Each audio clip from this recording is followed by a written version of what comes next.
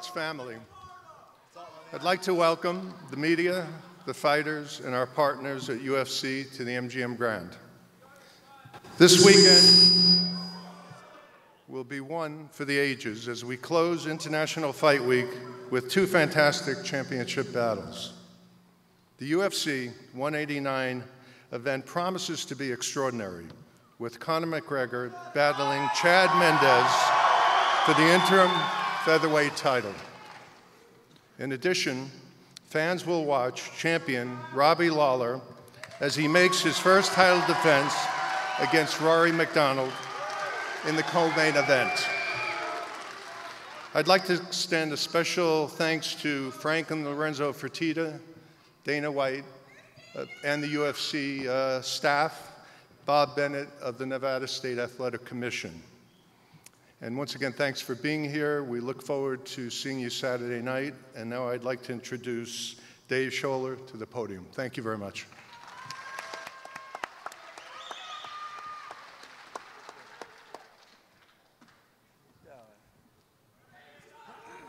How's everybody doing? Is Ireland here right now? Any Sacramento in the building?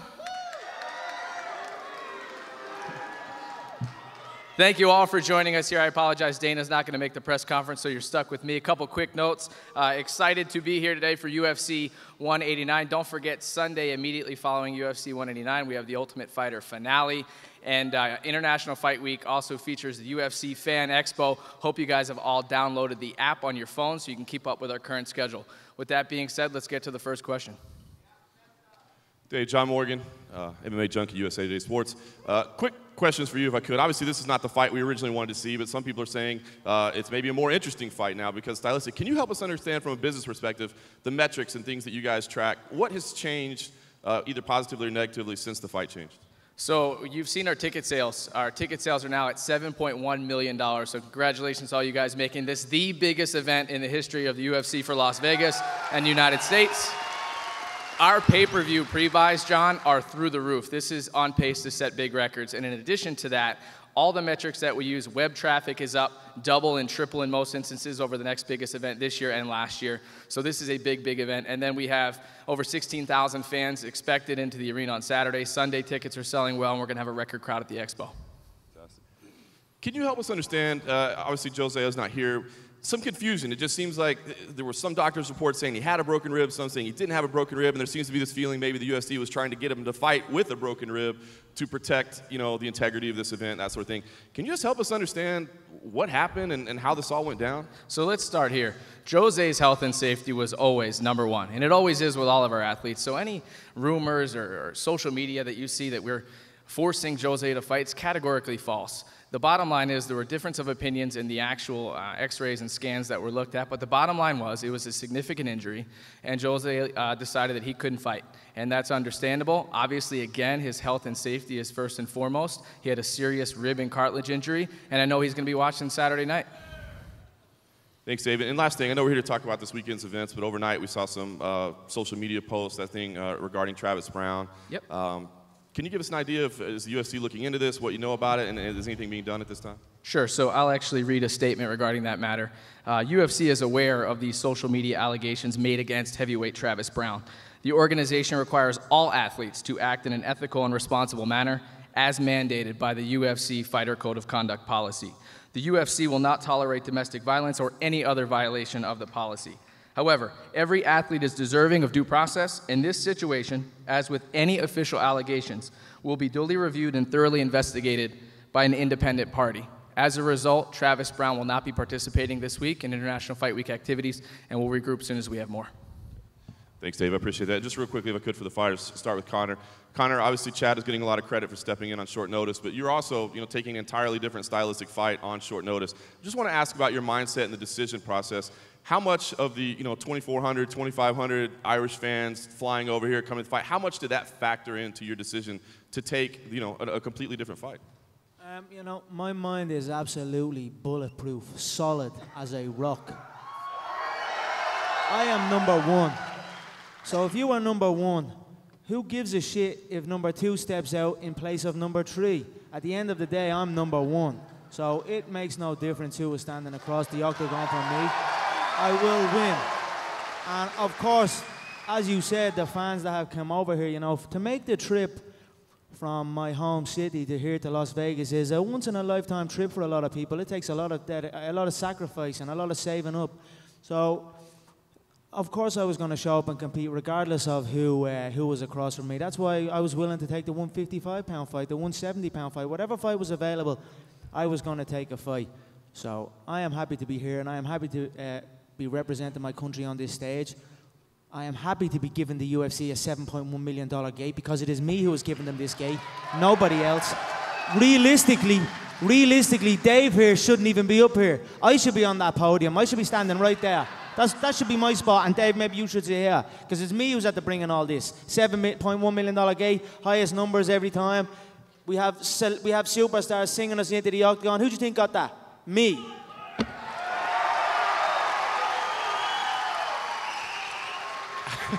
And just last question I have, Chad, I want to ask you, you admitted that you'd been scouting Conor from day one. The minute you got in, you said you knew we were going to have this fight. So take away all the hype, take away all the bravado. What do you think about him as a fighter? As you break him down just as an opponent, what do you think of him as a fighter?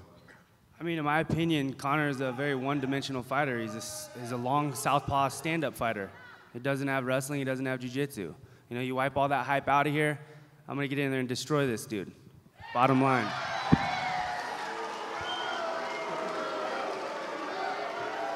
Simon Head from the Sun newspaper in England. Conor, just how proud are you to be looking out at this crowd right now? Predominantly Irish fans supporting you. I believe there's going to be probably 10,000 or more coming over and filling Vegas for fight night. How proud does that make you as an Irishman? I am extremely proud of where I come from, and I am extremely proud that I'm representing my nation on this stage. I am extremely proud that my nation are running the fight game. You know what I mean? That fills me with pride. And when, again, tomorrow at the weigh-ins, when 10,000 fans fill the arena for the weigh-ins and make it the most attended weigh-ins in UFC history as well. All of these accolades fill me with pride. So I'm looking to go in there and represent my nation and fight with pride. And I'm going to kill this man across from me. He's a little 5'2" twerp. He should have kept his mouth shut. And I'm going to slap the face off him, and that's it. And Conor, I'm going to fucking embarrass you, dude. I'm going to destroy your life. I've got a quick follow-up for Chad. One of the mistakes that a lot of Conor's opponents have made in the past is they've become emotionally involved in the fight. And you've had a memorable back and forth with Conor, particularly the one on British television. Is there a danger that you are now too emotionally invested in this fight and you're not going to be able to think clearly on fight night? I mean, honestly, man, I can barely understand what you're saying. We're getting echo back here, so it's hard to hear. But from what I got from that, I mean, dude, I've been a top-level athlete my entire life. I've dealt with guys like this my entire life, and I beat them. So, this is nothing new to me. Obviously it's going to be good to get in there and fight and beat this dude, but, I know what I got to do. I'm going to stay focused. I have a game plan. I'm going to get in there and I'm going to destroy him.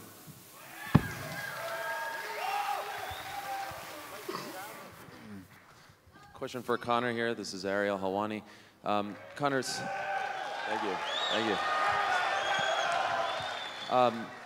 Since that fight against Dennis Seaver in Boston, it's pretty much been a foregone conclusion that you were going to fight around the summertime, and we all thought it was going to be Aldo. You did this unbelievable world tour. I mean, I would guess you've done more media leading up to a fight than any other UFC fighter. It would have been you and Aldo, but unfortunately he's not here. At this point, after all that media, the world tour and everything, do you almost feel like a caged animal, like you're about to finally get to do what you're here to do? I'm waiting patiently to pull the trigger. So we've done a lot of build-up into this. Like I said, I built this event. This is the McGregor show, make no mistake about it. So when I go inside that octagon, I'm going to pull the trigger and eliminate my opponent, and I'm going to enjoy every damn second of it. Do you think that this fight would have generated $7.1 million if it was you versus Mendes from the get-go? Or was a lot of that because it was the Aldo fight, the title fight? Yeah, I feel it would. I feel with the roll-off of the Seaver fight, with the record-breaking numbers in the Seaver fight, it was continuing to grow. It does not matter who's in front of me. If it was somebody other, if it was Frankie, it would still roll through. If it was Nate, it would still roll through. whoever they have, as long as it's me on the other side. Let's say I pull out. Let's say I pull out and it's Jose and Chad up here. The gate easily, Chad's last gate was $545,607. That's less than my show money. It's absolutely embarrassing. So as long as I'm here, the numbers remain. And one last one for you, Conor. Always enjoy asking what you foresee in the future. And since they're without a main event as of right now for September 5th back here in Las Vegas, and I know you want to fight in Dublin, how do you foresee the second half of 2015 if everything goes your way on Saturday? If Jose comes back from his little jog he's had going on, maybe we can do it, but I don't think he's coming back. But we will see. I mean, there's no coming back from what he went through. He got annihilated all through the build-up, and mentally broken, and then he became physically broken. So who knows what's around the corner? But you cannot bring the show into Dublin, the show that I built in my home city, and not have me a part of it. So I don't care if it's in front of 60,000, 70,000 in Croke Park, or it's in front of 9,500 in the O2. I still will be on that show. Okay, and then one for Chad. Yesterday, I don't know if you can hear me. Can you hear me, Chad? Yeah. Yesterday, Conor was talking about some tweets that you sent to Jose Aldo, and he said pussy move, yeah. That was a pussy move, little You're coward. a pussy, dude. Trying to be friendly. You're trying to be little friends with him. Oh, please, can I have your fans? It's a bitch move, yeah. Respect, it's what a man bro. does when he's close to something death. you know nothing when about. When a man is close to death, that's what he does. He looks to bunch up.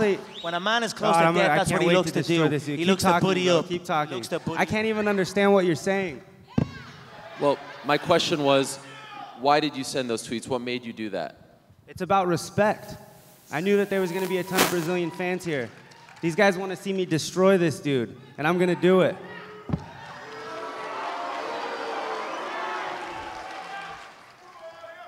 Ron, go ahead.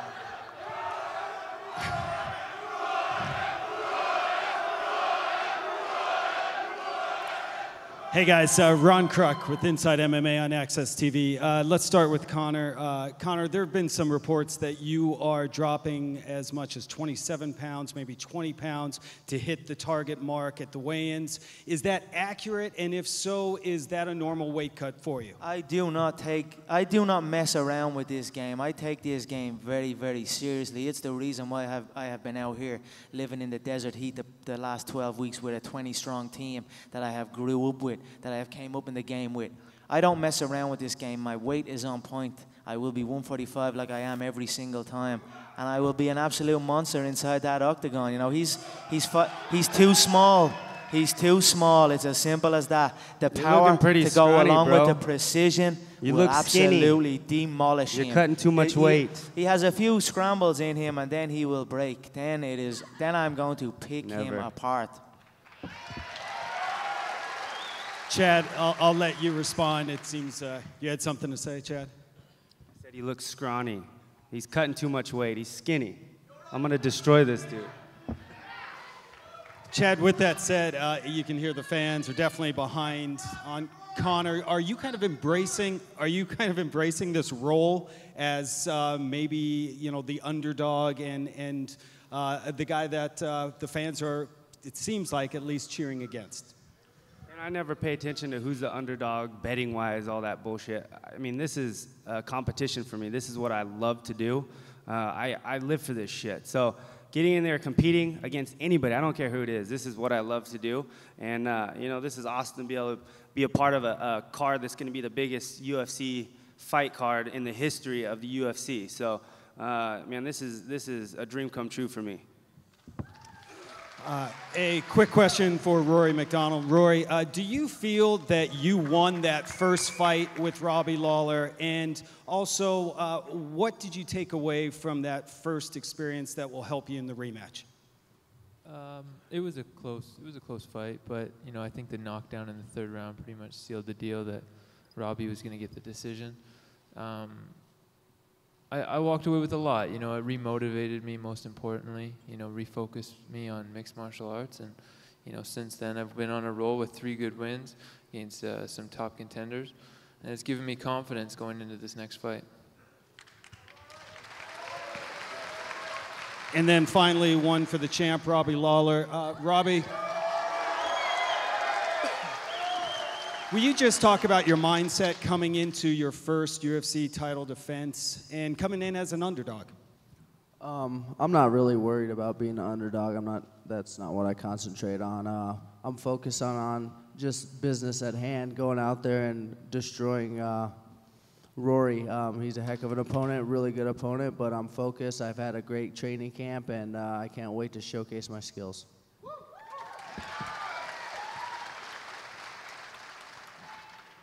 Chris Matthews with KLAS TV, CBS here in Las Vegas. And Chad, can I just ask you a little bit about your superior wrestling skills, the advantage you would have, but his huge reach advantage, the disadvantage you might have in that? As far as wrestling goes? Well, your wrestling skills are superior to his, but then his reach advantage is gigantic over yours. Just the pluses and minuses of that. Yeah, I mean, every person I've ever fought in the octagon has a reach advantage over me. I mean, this is nothing new, you know? So most people that Mike Tyson got in there and fought, you know, had a reach advantage on that guy too. So, you know, I'm the type of guy that has the athleticism. I'm explosive. I can close the distance. You know, I'm not afraid of reach advantage over me. And I have the wrestling ability to put this dude on his back, anybody in the division, to put them on their back. And I'm confident going into this fight. Conor, let me just ask you, you mentioned in the past that you're going to butcher this guy. Explain that to me. Yeah, his facial structure will be rearranged after the fight. He has, you know, you talk about his entries into the exchanges, but really he has only been semi-successful against really, really low par grapplers on the feet. Other than that, he has looked very, very, very basic. He backs up. He is a novice in my eyes. I look at him as a novice. He throws an overhand right. He looks at the floor, closes his eyes, and hopes for the best. This is day one beginner stuff where I come from. So he will find out the range and the difference in skill level when we face and when we collide. Richard Hunter, CBS Radio. Question for Conor McGregor. Conor, you brought your whole camp over from Ireland. We know you've been here for quite a while now. Can you tell us, was there any change from the day that you thought Jose Aldo was your opponent to the first day that you knew Chad Mendes was going to be the opponent inside the camp? Were there any changes made whatsoever? Not one bit. I had my full team out here already. The ship was sailing smoothly. My coach came in. It was maybe 1 p.m. I was still asleep, and he came into the room and woke me up and says, "Hey, Conor, it looks like Jose's out. It's going to be Mendes." I opened one eye. I said, "They are all the same." I closed my eyes. I went back to sleep, and that was that. It makes no difference. Question for Chad Mendes. Chad, you have the advantage of having trained and competed in multiple 5-round fights here. Conor obviously hasn't had to go that far. A lot of people think that if you have an advantage, it's going to be trying to take him in deep and then grinding him out. How much of a factor do you think your previous 5-round fight experience is going to have here? I mean, I think that's huge. That's a lot of experience. You know, he's cutting a ton of weight. I mean, this guy is going to start fading in the later rounds. You know, wrestling makes you tired, and we're going to test that. And finally, question for Dave Schaller. Dave, can you clarify in terms of the Ultimate Fighter finale fight tomorrow night? It's $300 grand still left on the table, or up for grabs Sunday night rather. And how is the winner compensated for that? Do we know how much of that they're getting? How is that 300 broken up? So I don't have those, but you can ask me afterwards. I'll get you the information. Okay. They'll both be compensated, and it's going to be one hell of a fight.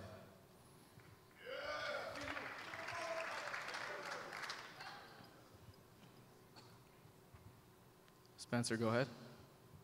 Spencer Kite with the Province in Vancouver. A question for Rory. You seem far more relaxed and almost excitable and engaging this time around, which is different from previous fights. A lot of people have always talked to you about that. You seem more comfortable. Can you just talk about what it is with this fight that has you in sort of a different headspace this time around? It's my focus. You know, I'm pretty relaxed right now. I think that comes from confidence. You know, I'm just focused on the martial arts right now and focused on this fight, getting through this fight. You know, I really want to put on an impressive show.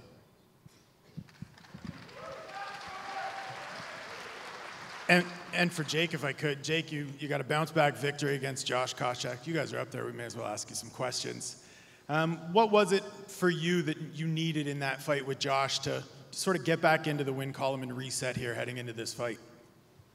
You know, for me, I really needed to just become more uncivilized and when I fight and kind of separate the juggernaut and really let it out there. So, you know, with going into the fight, I knew, no question, I have everything what it takes to win, and as well as I do on Sunday.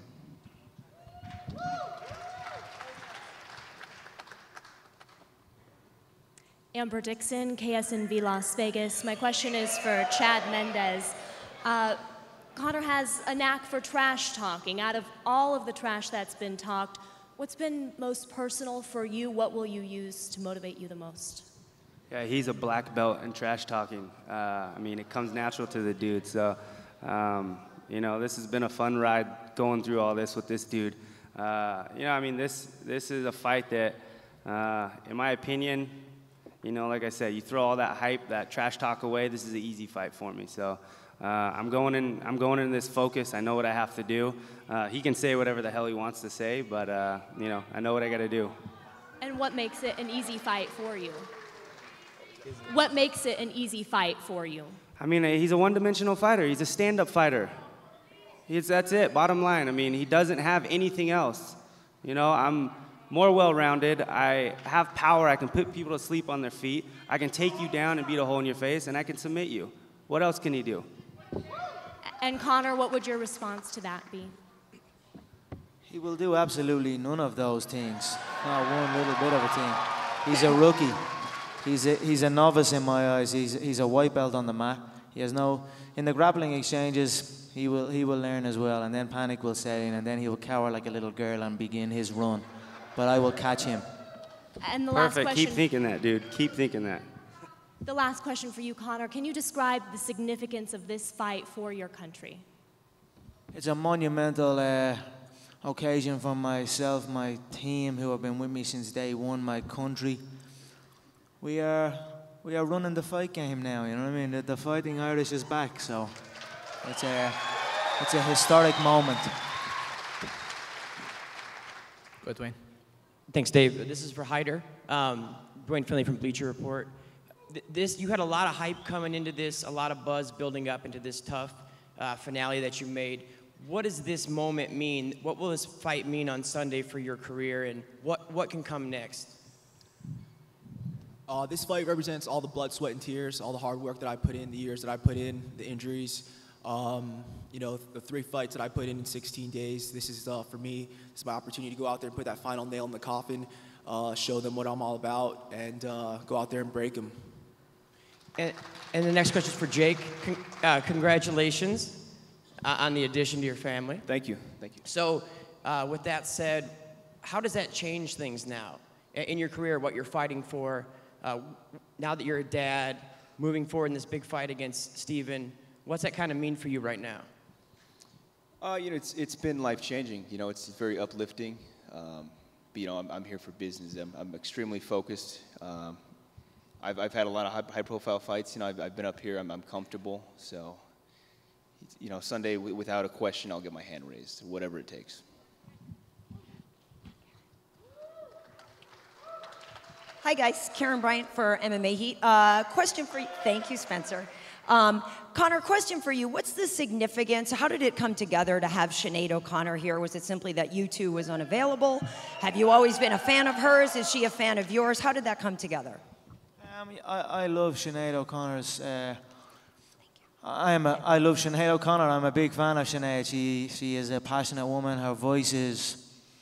She has a beautiful voice, and it's eerily symbolic of war.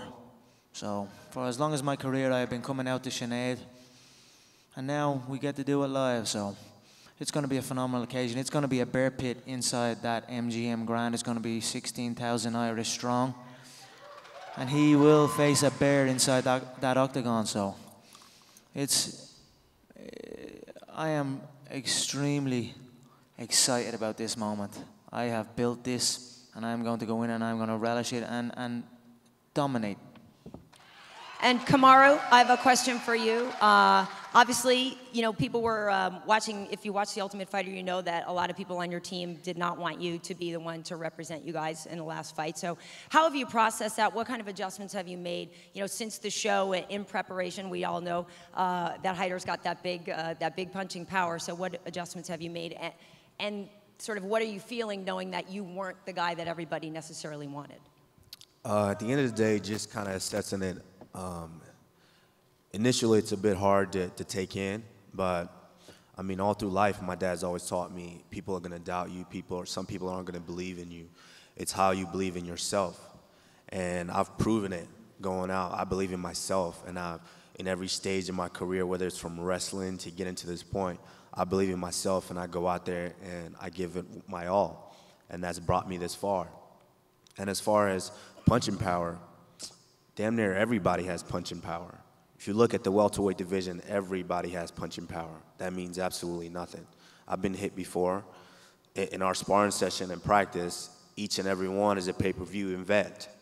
So that's going to mean nothing to me. I'm going to go out there and implement my game and do what I do. And break is not a word he should ever associate with me, because that's not something I do. I'm a wrestler at heart, 100% wrestler, and I do the breaking.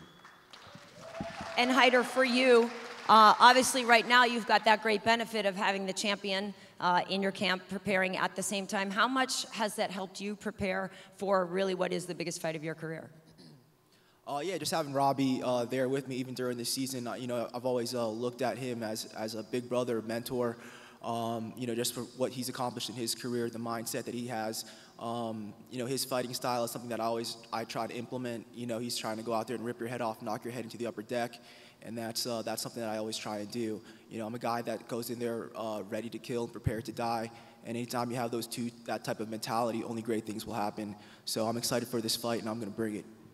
And Robbie, for you, just sort of what have you seen? Obviously, you are a leader, you know, at your gym. When you look at somebody like Hyder and he says he emulates you, you know, how does that make you feel? And what have you seen in him and some of the other young guys in the team?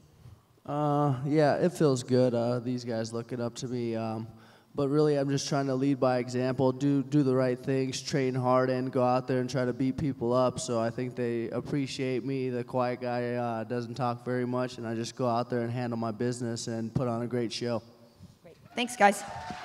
So, Richard Hunter, to follow up on your question, there's $300,000 at stake for the winner of that finale between the two guys, and that will be divided up according to the owners. And as far as the financial contracts, those are confidential. Yes, 300. Yep. Ariel? Question for Steven. Jake got back on the winning track not that long ago. He was on a bit of a losing streak prior to that. How do you assess that performance? Was that a win over maybe a guy who was at the tail end of his UFC career, or do you think that he is really back on track? To be honest with you, I do think he is. I mean, his last 3 losses were top guys in the division. So I don't take that away from him at all. And beating Koscheck, I mean, Koscheck is, you know, he's down to throw, you know, he's a good fighter as well. So, you know, I'm just ready to step in the octagon Sunday and show the UFC, show the fans that I'm ready for that next level of competition. And I know you helped Chris Weidman out when he was preparing for Anderson Silva, but now it seems like almost the tables were turned where he was helping you out a lot. He went to South Carolina and all that. What's the relationship like with Chris, and how much confidence does it give you to have the champion in your corner? You know, it's a huge confidence builder to have Chris in your corner. I mean, for your camps, he invited me to his first training camp with Anderson Silva, and been there ever since. He's a good buddy of mine, good family man. And yeah, it was a privilege to have him down to South Carolina to train with me, get ready for my man Ellenberger. So, you know, it definitely puts a smile on my face to know that the champ has got my back, so it's pretty cool. And a question for Rory. I can't help but notice the hair is changing once again. What's going on? What's the significance? Are we going away from the mohawk now? No, I'm gonna get a haircut. Don't worry. Okay. All right. Just a little lazy right now. All right. Cutting weight. I was worried. And then just another one for Conor. Talking to a lot of your fellow countrymen, some have said that this is the biggest moment in Irish sports history since Italia '90, when the Republic of Ireland made that great run. I know you were just 2 years old, when Italia 90 happened, but do you remember talking to people as you were growing up, like what that meant for the country, and did you ever think that I could be the guy to bring, you know, the Republic of Ireland back on the world stage once again? I remember the buzz at the time, yeah, but I always thought I was going to be the one to do this. If I did not think that, we would not be here. Every day you know, myself and my coach, we said, we are going to change the face of the fight game. We are going to introduce the Irish public to true martial arts, to true fighting, and that's what we have done. And now we are on the world stage. Now the game is about to be wrapped up in a little bow. So it's a monumental occasion, and I'm extremely, extremely proud of it. And this event is exactly 6 years since UFC 100 happened. And I'm wondering if you watched that event live and if you had those same dreams that, wow, I could be. I mean, this almost feels like the biggest one since, in some ways, for the July 4th weekend cards. Yeah, 100%. I'm a dreamer. I always dream. I always visualize. So, of course, watching UFC 100 and seeing the magnitude of that event and the fact that we have surpassed that. I am 26 years of age, and I hold every record in the game. And on Saturday night, the pay-per-view record will be the final one. So it's been a phenomenal journey, and at the same time, I'm at 26 years of age, I am still young, and I already have every record, so I am only warming up here. We have seen nothing yet. Okay, and then just one last one for Chad. Obviously, ideally, you'd rather have a full training camp for a fight of this magnitude, but are you almost a little bit happy that you didn't have to go through the world tour and all that and, you know, be around Conor and listen to him? Because it seems like sometimes you don't enjoy that process very much. Oh, yeah, definitely, man. This is perfect for me. I get to, you know, be in shape. I get to come in last minute, fill in for someone that was injured, and whoop some ass. So, yeah, this is perfect. Chad, Gareth Davis from the Daily Telegraph. Just following on from that, obviously, as you say, you kind of perhaps had the blessing of not having to go on the media tour with Conor. Do you actually think he is disrespectful, or is it just the fact he has this great self-belief in himself? I can't tell if the guy's being disrespectful or if he's being calculated, but either way, I mean, this is a fight. I mean, he can say what he wants to say, you know, and we're going to get in there. Once that octagon is locked, it's going to be a war. So, you know, like I said, this guy is the type of guy that's going to try to get in your head, trying to pick you apart before you even get in the octagon, but it's not going to happen with me. Just to take you back a few months, obviously I was in the studio in BT Sport in London when you were on the live link. Conor was in the studio with us that night. And before you had the chance, or Conor had the chance to answer how tall he was, there was the whole he'll rest his cojones on your head comment, of course. But, what we never got to the bottom of, or I never got to the bottom of with you, was why were you asking him how tall he is? Because he's always calling me Mini Mendes, and he acts like he's 12 foot tall, but he's not. And he's going to be laying on the ground Saturday night, that's for sure. And a final question for Conor McGregor. Conor, do you think Chad's disrespectful of you, calling you one-dimensional? No, not particularly, no. I think every athlete must have things that they go to believe in and to enter the contest, but he knows himself, and he will know that he is in over his head. It's as simple as that. The first exchange, he will know. All right, guys, we're going to take a couple more media questions and a handful of questions from the fans as well. Hi, I'm Anna Laurel with ABC 11. This question, we'll start with Chad Mendes. You've seen Conor fight 5 times in the UFC now. What holes have you found in his game? Obviously, I'm not going to talk about that right now. I'm about to fight the dude on Saturday, but there definitely are some holes in his game. I've, you know, picked that stuff apart. I've watched a lot of tape on this dude, and I'm ready for this fight. Conor, do you want to answer that? Do you see holes that you want to tell us about in Chad's game?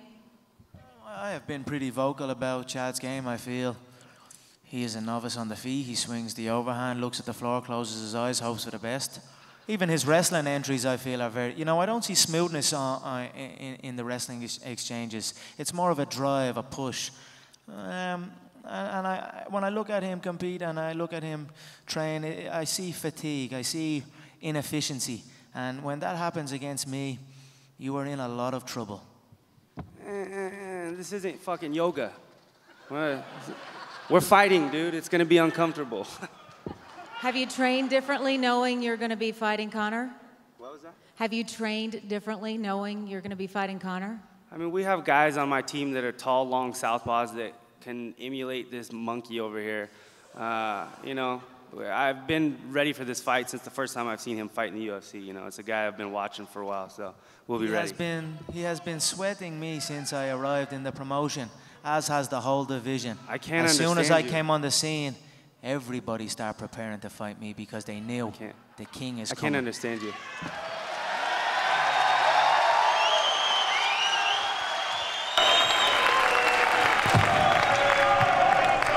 Mike Martinez from UFC.com. Conor, I just have one question for you. Normally these weigh-ins are held in smaller venues. Tomorrow it's going to be in the arena.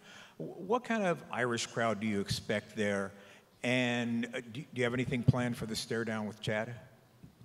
I don't plan nothing, not one thing. I enter everything formless and trust in my reaction and trust in my approach.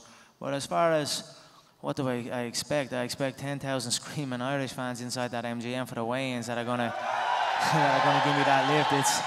It's gonna be a phenomenal weekend for the Irish, for the UFC, and for myself. So I am looking forward to it. I'm gonna relish every moment of it. And that's it. I love this life. So to follow up on that, we are configuring tomorrow's arena at MGM Grand Garden Arena to set the record for UFC weigh-in attendance. So we need all you guys there. We're going to try to set another record this weekend with the largest UFC weigh-in in history. So hope to see you guys there. I guess I got the last question.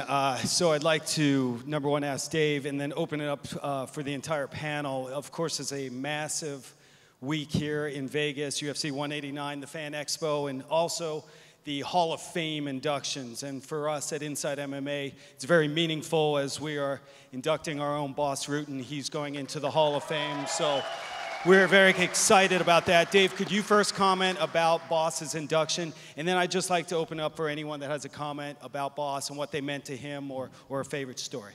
I mean, plain and simple, Boss is a pioneer. He deserves to be in the Hall of Fame. And to watch him get up there alongside BJ Penn, the late Chef Blatnick's family is going to be there, and then Trigg and Hughes. It's going to be a huge occasion. I hope you guys will all join us for that. Boss has had a big effect, and I think his success also overseas has paved the way for many of our fighters who've joined us from Europe and other parts of the world. So he's meant a lot to this organization, and we're happy to put him in the Hall of Fame. Yeah, Boss is the man. I mean, this is a guy that I grew up watching fight, but I think more importantly, just that guy's YouTube self-defense videos were unreal. It's something I'll never forget. Boss is an absolute legend of the game, a European that went and done it. You know, he changed the approach, he changed the styles, and he's an absolute animal. I've met the man many times. He's a great man, and he deserves to be in the Hall of Fame, 100%. Yeah, Boss, I've met him many times. I was with him at the IFL. He was awesome to be around. He's an awesome guy. He's an awesome fighter, and he's an awesome commentator. All right, with that being said, we're going to take a handful of fan questions. Paige has the mic, so we ask you to just put your hand up. Go ahead, Paige, pick one, and we'll take a few from our fans here. Just ask that you stand up when you ask your question, sir. All right, two questions. I'm going to have one question for Conor and one for Chad. So I know a lot of the fans here are obviously pulling for Conor, but my question is, first off to Chad, is how do you think the fans will take him if he were to lose this fight? Do you think people will even really pay attention to really what he has to say? I know obviously he believes most of what he says, but how do you think just people will assess him after if he were to lose? I think when he loses Saturday, he's still going to have all his Irish fans that are backing him up. I mean, this is his country. These are people that are going to stand behind him. But, you know, the hype train's going to come to an end, and it's my time to reign. And for Cameron, you know, following the show, kind of taking over the team for a while, do you feel like the mood of the team has kind of gone up just because of all the exposure? Do you think maybe a lot of kids on the team are more training harder or trying to trying to work their way up now that they see all you guys on the show and all that kind of exposure? Yes, definitely. I think so. I think it's just a testament to what hard work can do for you and how far that could get you. And so I think a lot of kids are watching that and seeing that and starting to implement that in their life and the way they approach the sport.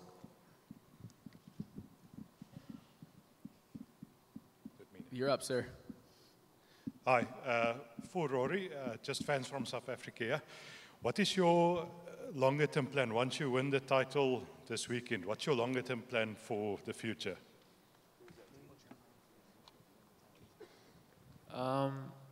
I'm not sure. I'm just going to keep doing what I'm doing. Nothing really changes. I'm just going to go back to the gym and keep working, and nothing really changes. Okay, great.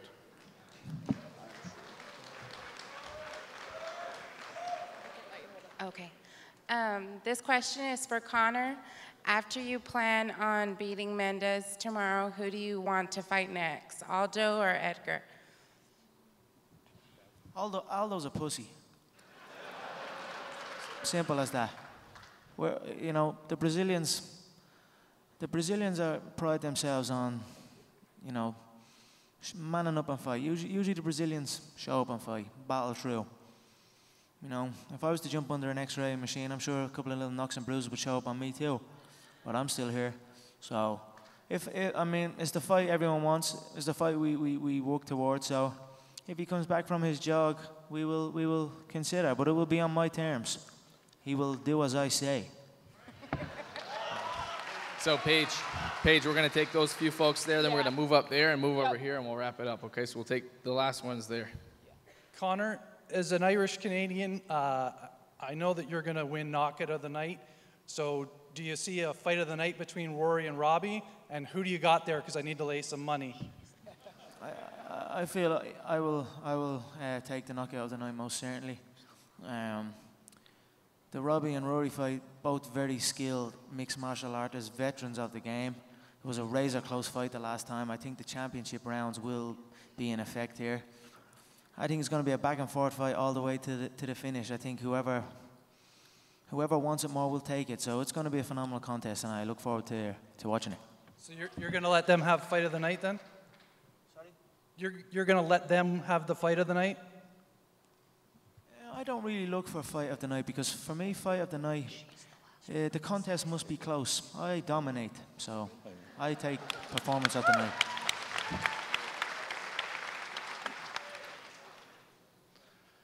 Chad, if this becomes a stand-up game, which I think it will, as long as Conor keeps his hips back and his punches throwing down, how do you see the fight going if it goes stand-up?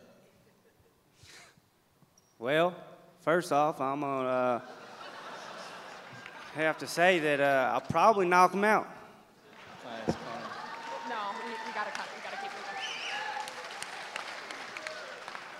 Chad Mendes, after the weekend, you would have lost Jose Aldo twice. Conor McGregor is going to dismantle you. Do you go up or do you go down? What do you do after he beats you? Did you make sure you took your juice this morning, bro? I will win on Saturday. Bottom line. Go sit down. This is Jim Edwards from MMA Late. It's the question for Dave. We know we got the 3 arena booked for Dublin on October 24th. What are the current limitations to that show being put in a stadium? Can you help us understand what's stopping that at the moment?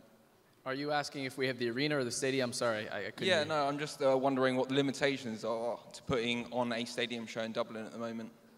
Right now, there are no limitations that we're aware of. We're evaluating our options for Dublin. We know you fans want a stadium show, but we also have a great arena there.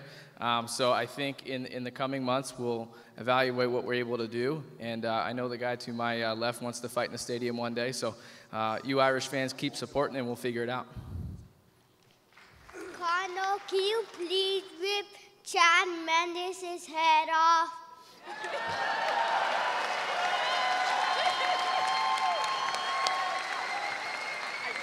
Oh, thank you. I don't know if I can top that, but this question is for Chad Mendes and Conor McGregor. Based off of both of your flexibility and a recent interview with Conan O'Brien, who do you think has a better sex life? I mean, I know my sex life is great. I can't speak for Conor. My sex life is phenomenal. Paige, we're going to take 2 from up there and then 2 down here and then wrap this thing up, okay? Fans up in the balcony area here.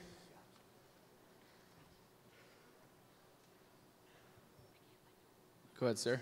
Conor, just from all the Irish fans here, just want to wish our condolences to Brendan's family. Just bring the gold home for him. Yeah, definitely. It's terrible news what happened to young Brendan, and I am just honoured that I got the opportunity to speak with him, and I am honoured that he used his Make-A-Wish Foundation to have a phone call with me. That blows me away, and most certainly I will carry Brendan's spirit in there and represent him and my country well.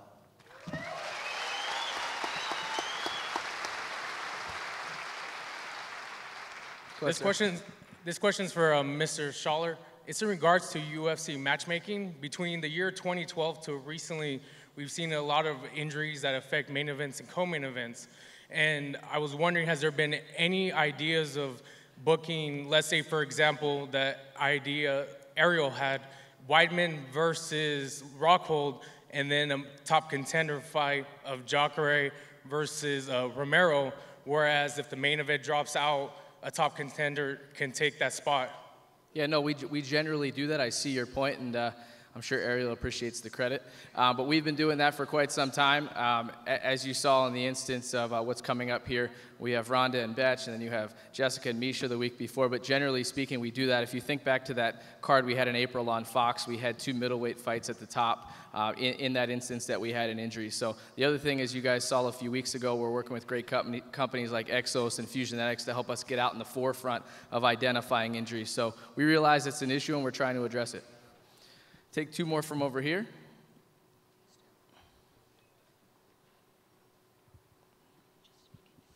Conor, just for fun, Mandinka or nothing compares to you? Sorry, one more time? Just for fun, Mandinka or nothing compares to you? Sinead O'Connor song, of them two, I'd say nothing compares to you. It's a classic, eh? Conor, as a Southern California native, I saw you were living in Southern California. Would you ever be open to fighting in Los Angeles? Yeah, I would fight anywhere, you know. If I'm being honest, I feel Dublin, Vegas, they are my 2 locations for my career. But we will see, but I am open, and we will see what presents itself. Thank you. Last question. Hi, this is for each of you, both McGregor and Mendes.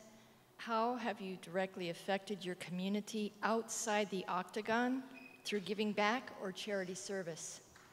I do a lot of work with the Wounded Warriors Foundation. I do actually have my own hunting show that I'm starting, so we do a lot of work with these guys and bring them out and you know, really just help these guys get back into society. You know, a lot of these guys have issues coping with obviously the stuff that they go through. So anytime I can get out there and help these guys, it's you know, it's a huge honor for me, and I love doing it.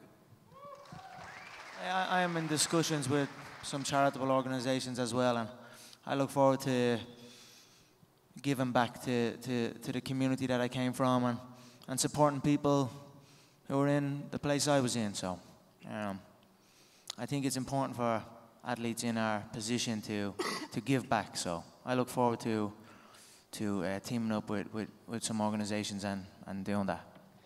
All right, guys, that's going to conclude today's press conference. Make sure you download the official International Fight Week app. It has all of the events going on today through the end of the week. We'll see you at the record-setting weigh-ins tomorrow. Thank you, guys.